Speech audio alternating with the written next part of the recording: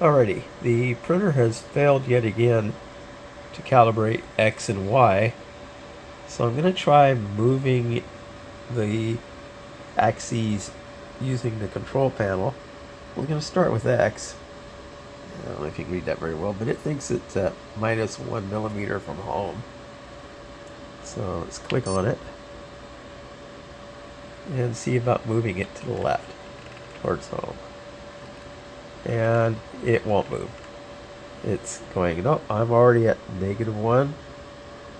Yeah, it's really hard to read. Now if I move it to the right, you see I can get the x-axis to move to the right. Seems pretty happy there. I can move it back to the left. But then again, it stops right there. Now, let's try again with Y. Y believes it's at -4, I believe. So we're going to try moving Y towards home, and no go. But we can move Y towards its end area, at least till it crashes into it and blocks my hand from the control. So they will move, but they will not move back to the home position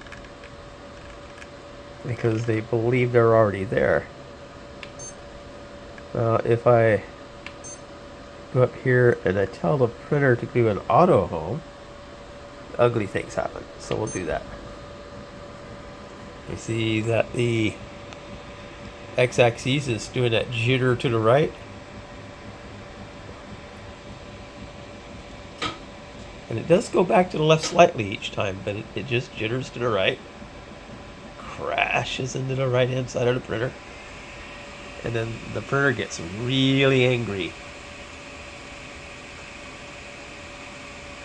So it looks like the printer just restarted.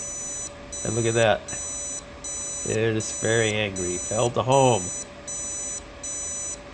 It's asking me to check for blockages, obstacles, and it's going to continue to beep like that until I reset it. So that's what happens when you try to work with the X and Y axes.